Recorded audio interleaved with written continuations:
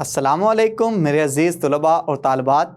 मैं हूं मोहम्मद आतिफ़ याकूब और उम्मीद करता हूं कि आप सब बखैर व आफ़ियत हैं। आप मुझसे पढ़ रहे हैं जमात दहम की फ़िज़िक्स, और जमात दहम की फ़िज़िक्स में हम अपनी किताब का यूनिट नंबर 15 इलेक्ट्रोमैग्नेटिज़्म पढ़ रहे हैं।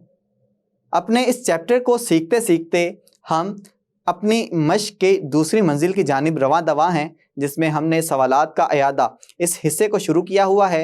अपनी पिछली क्लास में हमने 4 सवालात यानी कि 15.7 से लेके 15.10 तक हल करना सीख लिया था। आज के लेक्चर में भी मज़ीद जो बकिया 4 सवालात हैं उनको हल करना सीखेंगे और देखेंगे कि इन सवालात में किन किन कॉन्सेप्ट्स को, किन किन तसव्वुरात को इस्तेमाल करना है। तो चलें बग़ैर किसी ताख़ीर के इन सवालात को समझने के लिए, सीखने के लिए चलते हैं अपने लाइट बोर्ड की जानिब। जी तो अज़ीज़ तलबा और तालिबात, सवालात का अयादा इस सफ़र में हम आगे बढ़ रहे हैं और आगे बढ़ते बढ़ते आज हम पहुंच चुके हैं सवाल नंबर 11 के पास। और सवाल नंबर 11 में हमसे पूछा यह जा रहा है कि म्यूचुअल इंडक्शन से क्या मुराद है और इसके SI यूनिट की तारीफ़ करें। तो सबसे पहले तो हमें पता होना चाहिए कि म्यूचुअल इंडक्शन क्या है। जब मैंने लेक्चर पढ़ाया था तो मैंने आपको बता दिया था कि म्यूचुअल का मतलब होता है बाहमी, कि एक की वजह से दूसरे पे क्या असर पड़ रहा है। अब आप ये डायग्राम ज़रा देखें और देखें कि यहाँ पे आपको 2 कॉइल नज़र आ रहे हैं। एक कॉइल को नाम दिया जा रहा है प्राइमरी कॉइल का और दूसरे कॉइल को नाम दिया जा रहा है सेकेंडरी कॉइल का। अब अगर आप गौर से देखें तो प्राइमरी कॉइल को जोड़ा गया है एक अदद बैटरी के साथ और सेकेंडरी कॉइल को जोड़ा गया है एक अदद गलवानोमीटर के साथ। इसका मतलब ये है कि प्राइमरी कॉइल वो कॉइल है कि जिसको आप पावर दे रहे हैं, इलेक्ट्रिकल एनर्जी दे रहे हैं, इनपुट दे रहे हैं, और सेकेंडरी कॉइल आपको आउटपुट देगा और वो आउटपुट शो होगी गलवानोमीटर की डिफ्लेक्शन की वजह से। अब जैसे ही आप प्राइमरी कॉइल में लगे स्विच को बंद करते हैं तो स्विच के बंद कर देने से सर्किट के अंदर करंट बहना शुरू हो जाएगा।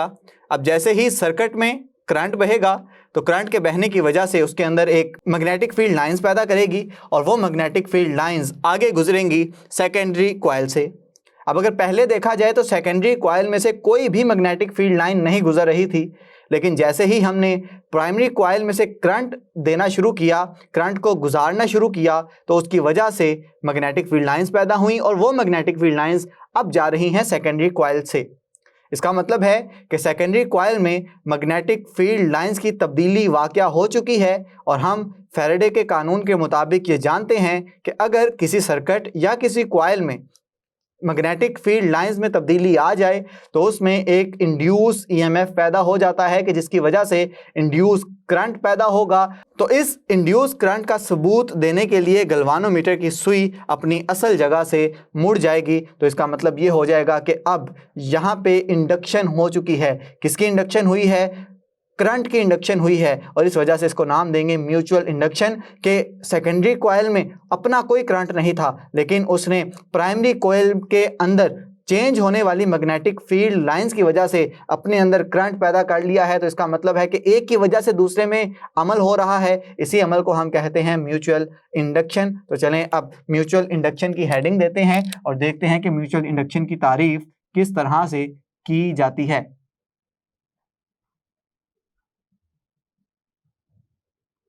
तो हम कहेंगे कि अगर किसी एक कॉइल में करंट की तब्दीली की वजह से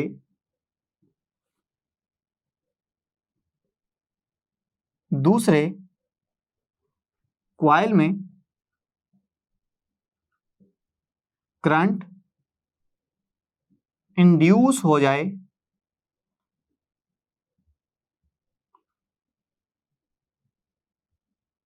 तो इस मजहर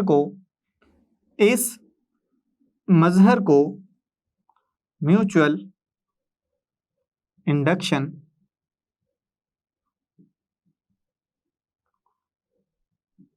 कहते हैं।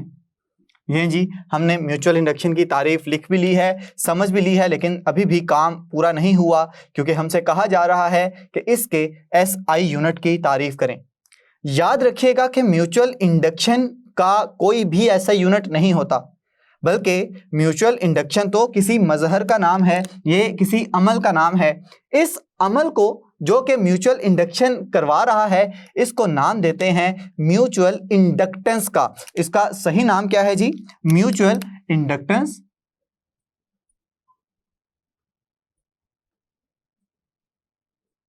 और इस म्यूचुअल इंडक्टेंस के जो एसआई यूनिट होते हैं वो होते हैं जी हेनरी, और हेनरी को बड़े एच के जरिए लिखा जाता है। अब अगर आपने हेनरी की तारीफ समझनी है तो आपको पहले पता होना चाहिए कि म्यूचुअल इंडक्टेंस का फार्मूला क्या है। म्यूचुअल इंडक्टेंस का फार्मूला लिखा जाता है एम बराबर है, ये ईएमएफ आ गई किसकी? सेकेंडरी, बटा डेल्टा आई पी बटा डेल्टा टी, यानी कि ये है सेकेंडरी कॉइल में इंड्यूस होने वाली ईएमएफ बटा के प्राइमरी कॉइल में करंट के तब्दील होने की शरह क्या है। तो अगर हम चाहते हैं कि एक हेनरी की तारीफ करें, म्यूचुअल इंडक्टेंस का यूनिट आ गया हेनरी, इस ईएमएफ का यूनिट होता है वोल्ट, इसकी जगह भी एक आएगा अगर हम चाहते हैं एक हेनरी हो, तो इस करंट में तब्दीली की शरह होनी चाहिए 1 एम्पेयर फी सेकंड। तो हम इसकी तारीफ कुछ इस तरह से करेंगे कि अगर प्राइमरी कॉइल में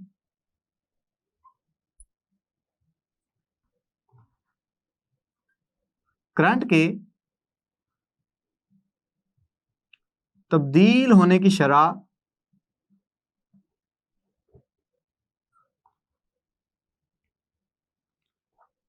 1 एम्पेयर फी सेकंड हो, जिसकी वजह से सेकेंडरी कॉइल में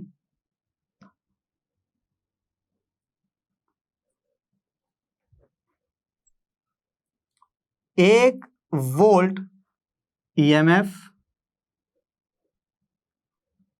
इंड्यूस हो जाए,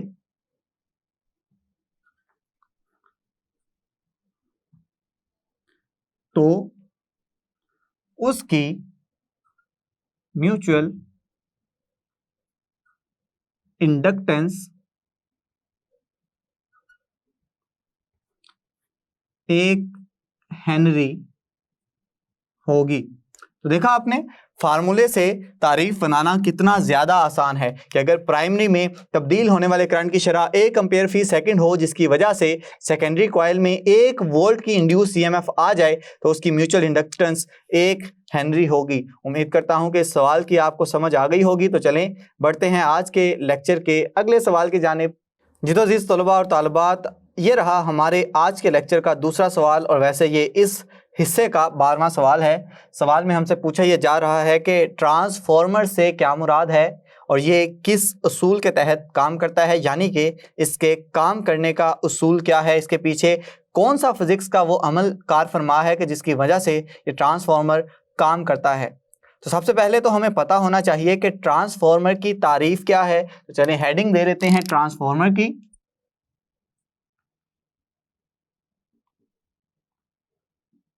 अब अगर ट्रांसफॉर्मर ये लफ्ज निकला है ट्रांसफॉर्म से, ऐसी चीज जो ट्रांसफॉर्म करती है, ट्रांसफॉर्म का मतलब है तब्दील करती है। किस चीज को तब्दील करेगी? ये वोल्टेज को तब्दील करके या तो कम कर देगी या ज्यादा कर देगी। तो ट्रांसफॉर्मर हम कहेंगे एक ऐसा इलेक्ट्रिकल आला है जो अल्टरनेटिंग वोल्टेजेस को कम या ज्यादा करने के लिए इस्तेमाल किया जाता है। चलें हम इसकी तारीफ लिख लेते हैं कि एक ऐसा इलेक्ट्रिकल आला जो अल्टरनेटिंग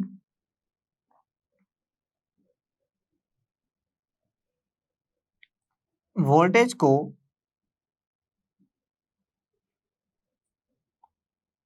कम या ज्यादा करने के लिए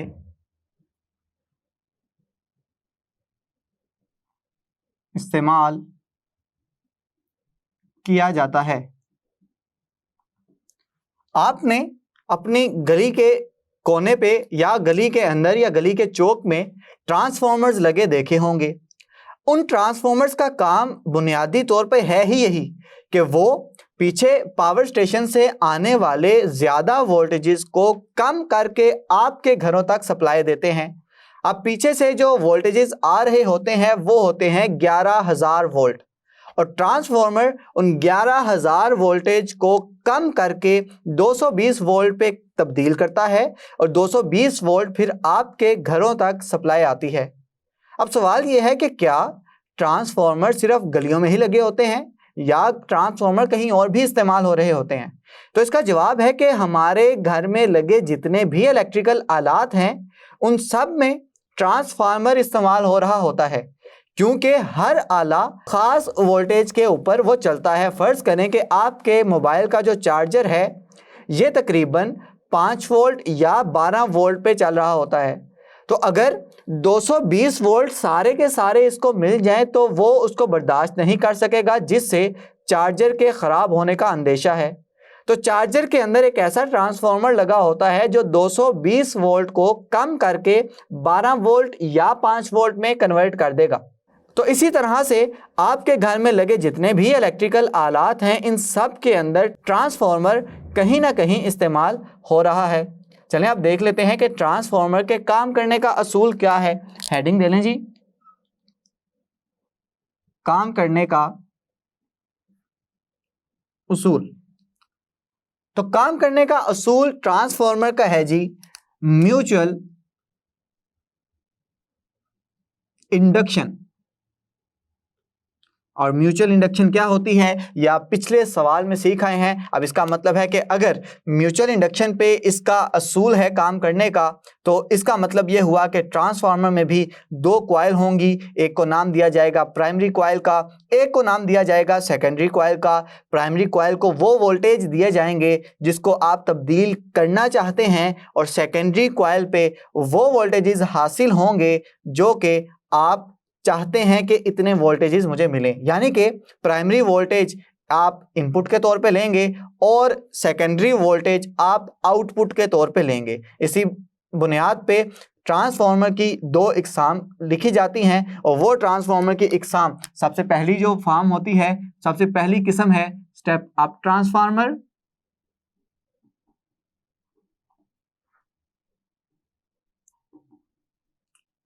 और दूसरी है जी स्टेप डाउन ट्रांसफार्मर। अब स्टेप अप नाम से जाहिर है अप, यानी कि ये इनपुट वोल्टेज को बढ़ा देगा, तो इस जगह पे सेकेंडरी के वोल्टेज की तादाद ज़्यादा होती है प्राइमरी के वोल्टेज से। और स्टेप डाउन इसका मतलब है कि आउटपुट पे वोल्टेज कम होके मिलेंगे, तो इसमें हम कहते हैं कि सेकेंडरी का वोल्टेज प्राइमरी के वोल्टेज से कम होता है। तो इस तरह से हमने ट्रांसफार्मर भी देख लिया, ट्रांसफार्मर क्या होता है, ट्रांसफार्मर किस उसूल के तहत काम करता है, और ट्रांसफार्मर की जो 2 इकसाम हैं ये कौन कौन सी हैं और इसमें क्या क्या फ़र्क है, ये सारी बातें हम सीख चुके हैं। उम्मीद करता हूँ कि यह सवाल आपको समझ आ गया है। चलें बढ़ते हैं आज के लेक्चर के अगले सवाल की जानिब। जी तो मेरे अजीज़ तलबा और तालिबात, आज के लेक्चर का तीसरा सवाल आपके सामने लिखा जा चुका है। सवाल में ये पूछा जा रहा है कि वसी फासले पर इलेक्ट्रिक पावर की ट्रांसमिशन के लिए मुंतखब शुदा वोल्टेज से कई गुना ज़्यादा होता है। 2 वजूहात बतानी है आपने ऐसी कि इलेक्ट्रिकल पावर को बुलंद वोल्टेज के ज़रिए क्यों ट्रांसमिट किया जाता है। सबसे पहले तो इस सवाल को अच्छे से समझने की बहुत ज़्यादा ज़रूरत है। जब तक सवाल अच्छे से समझेंगे नहीं तो सवाल का जवाब अच्छे से आप बता नहीं सकेंगे। सवाल ये पूछ रहा है कि फ़र्ज़ करें कि ये पावर स्टेशन है और पावर स्टेशन पे लगे जो खंबे हैं कुछ इस तरह के दिखाई दे रहे हैं आपको, और ये खंबे जो हैं आगे मज़ीद जुड़े हुए हैं सब स्टेशन के ज़रिए, और इनके दरमियान ट्रांसमिशन हो रही है किसी ख़ास वोल्टेज पे। हमने ये पढ़ा है कि जो मेन पावर स्टेशन होता है उस पे जो वोल्टेज होते हैं वो 132 kV होते हैं, और जो सब स्टेशन पे वोल्टेजेस पहुंच रहे होते हैं ये 11 kV पहुंच रहे होते हैं। अब 132 kV का मतलब है 1,32,000 वोल्ट और 11 kV का मतलब है 11,000 वोल्ट। लेकिन जब ये वोल्टेजेस घरों तक पहुंचते हैं, फ़र्ज़ करें कि ये यहाँ पे एक घर मौजूद है और इस घर के अंदर रहने वाले जो लोग हैं वो जो इलेक्ट्रिसिटी इस्तेमाल कर रहे हैं, वो जो बिजली इस्तेमाल कर रहे हैं, उनको जो मुयस्सर आ रही है वो आ रही है 220 वोल्टेजेस। अब कह रहे हैं कि इनको चाहिए तो 220 वोल्ट, लेकिन पावर स्टेशन से इतने ज़्यादा वोल्टेज क्यों ट्रांसमिट किए जाते हैं? आखिर इसके पीछे कोई ना कोई वजह तो होगी ना। आखिर ऐसी क्या वजह है कि हमने 220 वोल्ट लेने के लिए 132 किलो वोल्ट का इंतखाब किया? यही वो सवाल है जो कि आपसे पूछा जा रहा है। तो अगर आप जानते हैं ट्रांसफार्मर के असूल को, ट्रांसफार्मर के असूल को किस तरह, ट्रांसफार्मर के असूल को समझने के लिए फ़र्ज़ करें कि ये मेरे पास एक ट्रांसफार्मर है और ये ट्रांसफार्मर की आ गई कोर, और ट्रांसफार्मर की कोर के साथ यहाँ पे लपेटे गए हैं प्राइमरी कॉइल को, और यहाँ पे लपेटा गया है सेकेंडरी कॉइल को। हम चाहते हैं कि प्राइमरी जो वोल्टेज है जिसको हमने V इनपुट का नाम दिया हुआ है ये बराबर है VP के, और ये जो VS है ये बराबर है V आउट के, यानी कि आउटपुट वोल्टेज कितने ज़्यादा होंगे। अब अगर हम देखें कि अगर सतह आइडियल हो, आइडियल केस हम लोग लें, तो हम जानते हैं कि जो पावर है प्राइमरी की वो बराबर होती है सेकेंडरी की, यानी जितनी पावर हम देंगे हमें उतनी ही पावर हासिल होगी। तो इसका मतलब ये हो गया कि VP IP बराबर हो जाएगा VS IS के। और अगर इधर से मैं सेकेंडरी और प्राइमरी के वोल्टेज की निस्बत निकालूं तो वो क्या बनेगी? VS बटा VP ये बराबर हो जाएगा IP बटा IS के। अब यहाँ पे अगर आप देखें कि सेकेंडरी का वोल्टेज सेकेंडरी के करंट के इन्वर्सली प्रोपोर्शनल है। अब अगर इन्वर्सली प्रोपोर्शनल है तो हम इन दोनों के रिलेशन को इस तरह से लिखेंगे कि वोल्टेज करंट के इन्वर्सली प्रोपोर्शनल है। लेकिन आपने ओहम्स लॉ में क्या पढ़ा था? आपने तो ओहम्स लॉ में कहा था कि जो पोटेंशियल डिफरेंस है या वोल्टेज है वो करंट के डायरेक्टली प्रोपोर्शनल है। तो V directly proportional to I पढ़ा था, यहाँ आपने पढ़ा था V is inversely proportional to I। तो ये क्या फ़र्क है? तो याद रखिएगा कि ओहम लॉ में जो हम कह रहे हैं V डायरेक्टली प्रोपोर्शनल है I के, वो कंडक्शन के लिए है। यहाँ पे कंडक्शन नहीं हो रही बल्कि यहाँ पे इंडक्शन हो रही है। तो जब इंडक्शन होगी तो इंडक्शन होने की वजह से करंट और वोल्टेज का आपस में इन्वर्स रिलेशन आएगा, ये दोनों एक दूसरे के साथ इन्वर्सली प्रोपोर्शनल होंगे। अब अगर आपको ये समझ आ गई है कि अगर वोल्टेज ज़्यादा है तो इसका मतलब है कि करंट की वैल्यू, करंट की कीमत कम आएगी, और अगर करंट की कीमत कम आ रही है तो जॉल्स लॉ हमें ये कहता है कि H बराबर है I का मुरब्बा और ज़रब खाता है इसके साथ R और T। अब अगर यहाँ पे करंट की वैल्यू हम ज़्यादा ले लें तो इसका मतलब है यहाँ पे हीट यानी कि हरारत भी ज़्यादा होगी, और हरारत एक एनर्जी का नुकसान है। लेकिन अगर मैं यहाँ पे करंट की वैल्यू को कम कर दूंगा तो उसके मुताबिक ये जो हीट है, ये जो हरारत है, ये भी कम हो जाएगी। इसका मतलब है कि अगर मैं वोल्टेज ज़्यादा ले रहा हूँ, इसका मतलब ये है कि वोल्टेज जब यहाँ से घर तक पहुँचेंगे तो उसमें एनर्जी का ज़िया कम से कम हो। अगर एनर्जी का ज़िया कम से कम होगा तो आप उस एनर्जी को अच्छी तरह से इस्तेमाल कर सकते हैं। तो यही वो मकसद है कि जिसकी वजह से पावर स्टेशन पे 132 kV होती है, सब स्टेशन पे वो 11 kV रह जाती है, और जब घरों पे पहुंचती है तो वो सिर्फ़ और सिर्फ 220 वोल्ट रह जाती है। तो चलें हम ये वजूहात अल्फाज की ज़ुबान में भी लिख देते हैं। तो पहली वजह हम ये लिखेंगे, चूंकि वोल्टेज ज़्यादा होने से हरारत की शक्ल में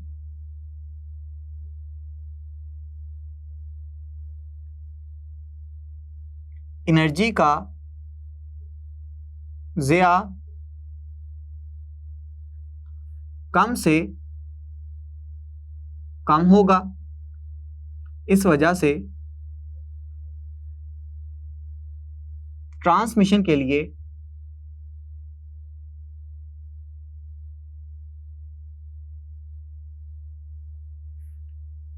ज़्यादा वोल्टेज का इंतखाब किया जाता है। एक वजह तो ये हो गई। चलें दूसरी वजह भी हम लिख लेते हैं। दूसरी वजह हम लिखेंगे कि अगर हाई वोल्टेज ट्रांसमिशन का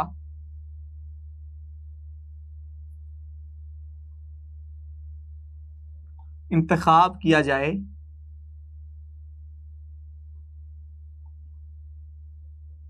तो सबस्टेशन पर पावर की मुंतकिली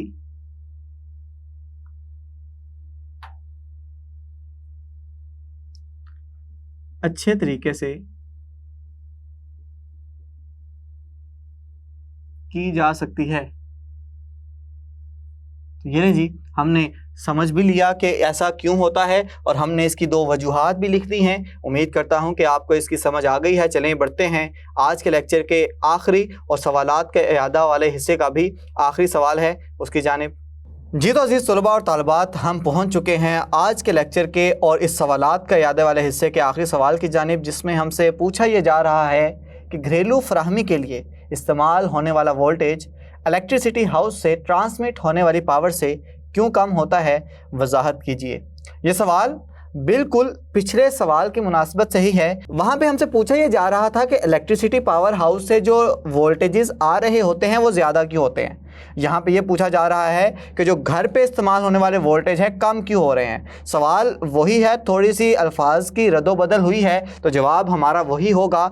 हम कहेंगे कि चूँकि हमें चाहिए ऐसा करंट, ऐसी पावर कि जिसके अंदर लॉसेस, एनर्जी का ज़िया कम से कम हो, तो उसके लिए जो करंट होता है वो कम होता है। करंट कम होने से क्या होगा, हमारे पास एनर्जी का ज़िया भी कम होगा, और अगर एनर्जी का ज़िया कम होगा तो हमारे पास पावर अच्छी तरीके से पहुंच सकेगी और उस पावर को हम अच्छे तरीके से इस्तेमाल कर सकेंगे। तो जो जवाब आपने अपने पिछले सवाल में लिखा है बिल्कुल उसी तरह से आप जवाब इसी सवाल का भी लिख लेंगे। आप जानते हैं कि हाई पावर स्टेशन से 132 केवी आते हैं, फिर सब स्टेशन पे आए तो वो 11 केवी बन जाते हैं, और वो 11 केवी जब आपके घरों पे पहुंचते हैं तो वो 220 वोल्ट के रह जाते हैं। तो इसका मतलब है कि आपके घर के बाहर लगा हुआ ट्रांसफार्मर एक स्टेप डाउन ट्रांसफार्मर है जो कि ज़्यादा वोल्टेज को कम वोल्टेज में कन्वर्ट करता है। अब सवाल यहाँ पे ये भी उठ सकता है कि अगर ये स्टेप डाउन ट्रांसफार्मर है तो स्टेप डाउन ट्रांसफार्मर में तो करंट ज़्यादा हो जाता है, लेकिन अब यहाँ पे मैं लिख रहा हूँ कि करंट कम है। जी हाँ, करंट कम हो के ही हमारे पास पहुँचता है, लेकिन जब हमारे घरों तक पहुँचता है तो वो करंट इतना ज़्यादा कम हो चुका होता है कि हमारे घर में लगे आलात उस करंट पे काम नहीं कर सकते। तो फिर उसके लिए हम जो स्टेप डाउन ट्रांसफार्मर का इस्तेमाल कर रहे हैं, तो स्टेप डाउन ट्रांसफार्मर क्या करेगा, वोल्टेज को कम करेगा लेकिन करंट को बढ़ा देगा। और अब करंट की मिकदार बढ़ के इतनी हो जाएगी कि आपने अगर उसे किसी भी आलात को इस्तेमाल करना है तो उसके लिए वो करंट की मिकदार काफ़ी होती है। उम्मीद करता हूँ कि आपको तमाम सवालात की अच्छे से समझ आ गई है। जी तो मेरे अजीज़ तलबा और तालिबात, आपने मज़ीद 4 सवालात को हल करना सीख लिया है। इसी के साथ हमारी ये दूसरी मंजिल भी अबूर हो गई है, यानी कि सवालात का इयादा इस हिस्से को भी हम मुकम्मल कर चुके हैं। अब अगली मंजिल का इंतज़ार है जो कि है आला तसव्वुराती सवालात की, और इस मंजिल को हम शुरू करेंगे अपने आइंदा आने वाले वीडियो लेक्चर में। तब तक के लिए अपना बहुत सा ख्याल रखें, अपने से ज़्यादा दूसरों का खुश रहें, खुशियाँ बांटें। अल्लाह हाफिज़।